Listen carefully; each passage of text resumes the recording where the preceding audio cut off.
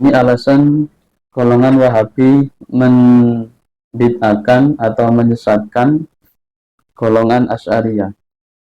Wahabi mengatakan mereka menetapkan 7 sifat al-hayya, hidup, al-ilmu, mengetahui, al-qudrah, kuasa atau kemampuan, al-irada, kehendak, as-sam'u, mendengar, dan al-basar, melihat. Dan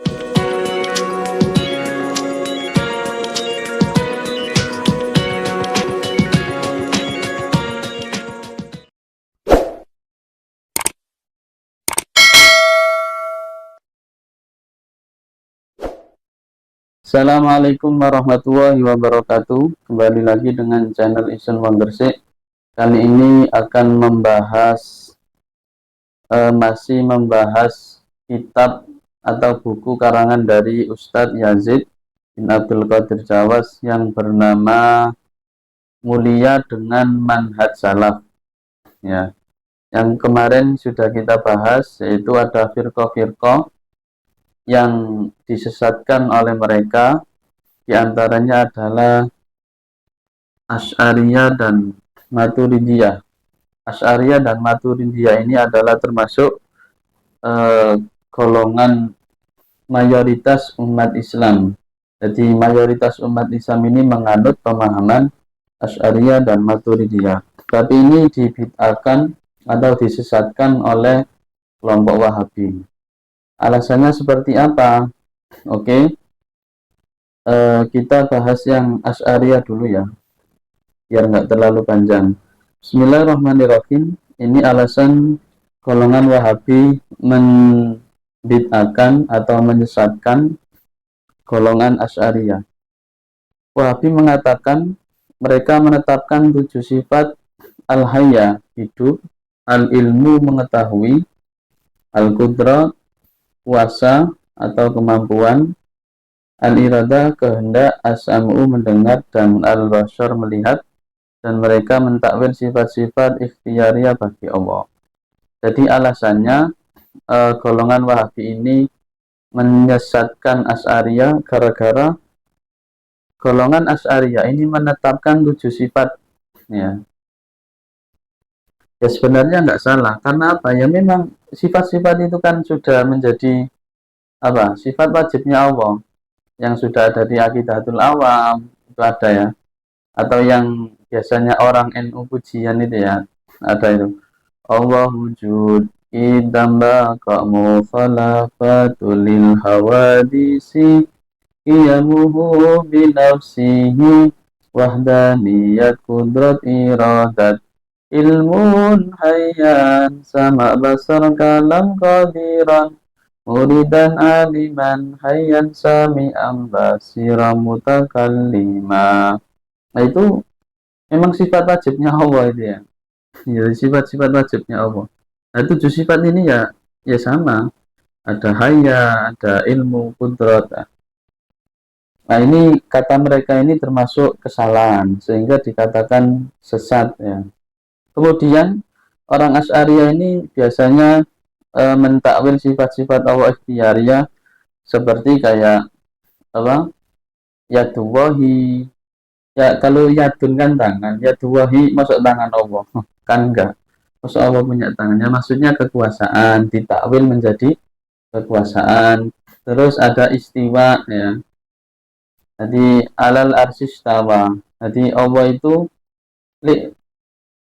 istiwa itu kata mereka ini bersemayam. Tapi kalau bersemayam masuk Allah ini bersemayam di arsy. Tapi sama Asy'ariyah sama orang Ahlussunnah itu biasanya diartikan menguasai. Nah, jadi Allah itu menguasai arsy. Kalau bersemayam, masa Allah tinggal di sana. Berarti rumahnya di sana lah. Nah, seperti itu. Yaitu katanya bagi mereka ini mentakwil makna seperti itu adalah kesalahan. Ya kita logika saja. Jadi, coba mari kita pikir bersama. Masa kayak gini itu disalahkan kan gitu. Kemudian mereka mentaktil, nah ini kata orang Wahabi ya, Mereka mentaktil, menghilangkan dan mentakwil sebagian sifat-sifat khobariyah Allah Ta'ala seperti istiwa. Nah, yang tadi ya. Bersemayam, mereka takwil menjadi istaula, menguasai. Sifat tangan ditakwil dengan nikmat dan kekuasaan. Sifat wajah ditakwil dengan keridoan. Wujuh, ya wujuhu, wajahullah itu ya. Jadi itu ditakwil dengan keridoan dan lain sebagainya. Ini sama kayak tadi ya, di sifat-sifat Allah yang apa? Jadi ada makna-makna khusus yang diartikan atau ditakwil ya. Kemudian mereka mengatakan bahwa Allah Ta'ala berfirman tanpa ada keinginan dan kehendak darinya, dengan firman yang melekat pada zatnya.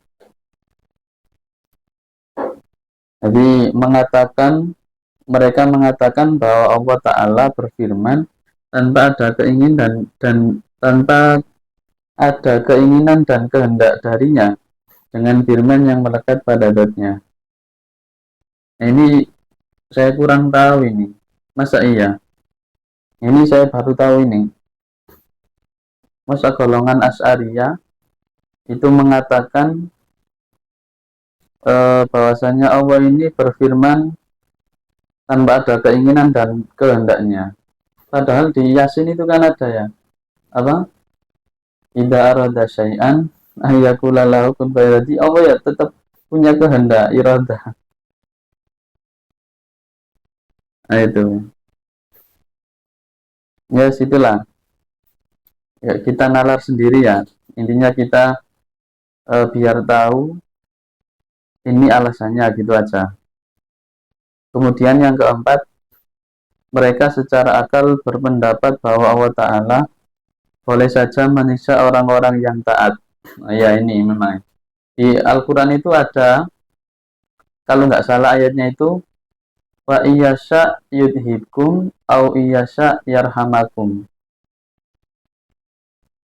Atau kebalik itu ya, iyasha yarhamakum au iyasha yudhibkum. Intinya, jadi Allah itu ya terserah, sesuka Allah ya, menyiksa hambanya atau memberikan maaf, itu terserah Allah. Walaupun kepada orang yang taat, Allah kalau pengen nyiksa ya bisa-bisa saja.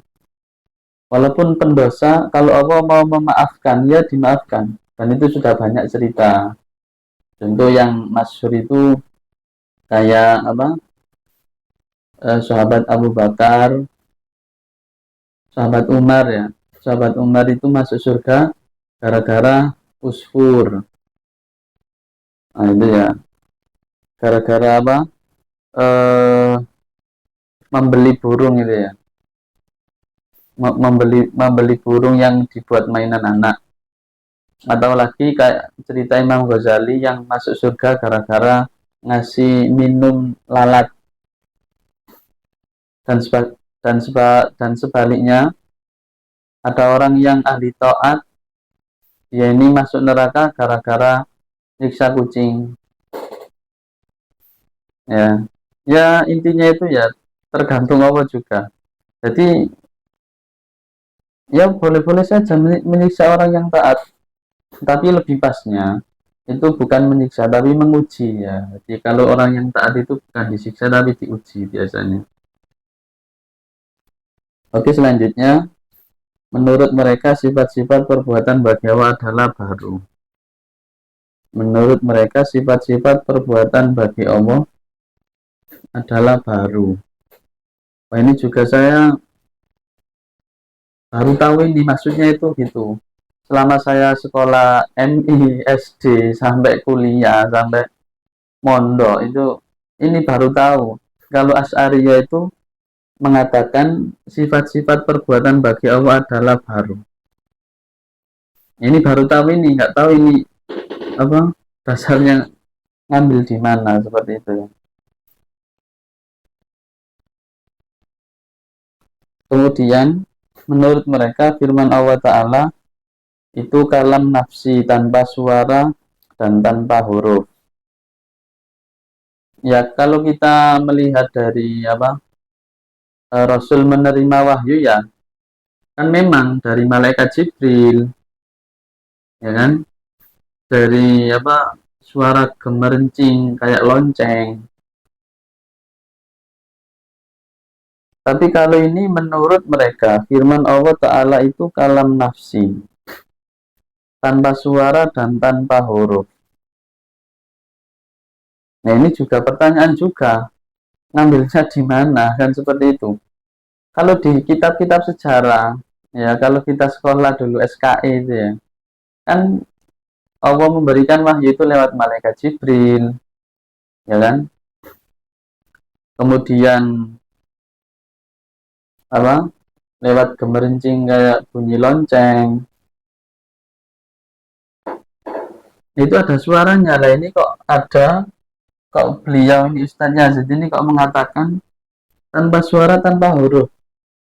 Terus gimana kalau Allah apa, kayak hadis kudusi itu ya, hadis kudusi kan dari Allah pakai lisan Nabi, berarti kan masuk Nabi, terus gimana nangkepnya ini? Nah ini kurang kurang masuk akal ini ya. Kami nggak tahu juga beliau ini dapat apa, rujukannya dari mana, kali ini nggak ada rujukannya, cuma ditulis gitu aja. Untuk yang ini ya, yang apa, untuk yang kalam nafsi tanpa suara tanpa huruf ini beliau nggak menulis anunya, rujukannya seperti itu, dan pendapat-pendapat sesat mereka yang lainnya. Nah ini, yaitu nggak tahu ya itu yang mana juga.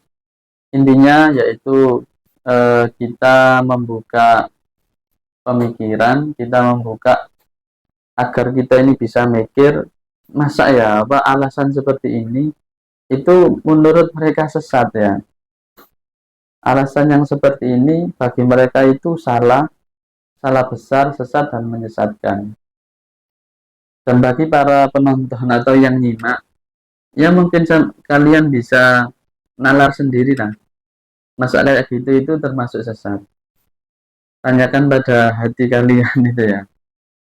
Kalau yang As'ari, kalau yang orang Wahabi ya beda lagi.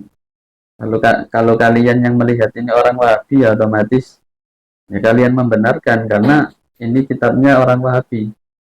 Tapi kalau orang umum ya, orang yang awam, coba dinalar. Ini kira-kira benar apa enggak? Mungkin itu dari kami, semoga bermanfaat. Jumpa lagi di video selanjutnya. Ya, salam salam waras. Ya, ya akhiru kalam ihdinas siratal mustaqim. Wassalamualaikum warahmatullahi wabarakatuh.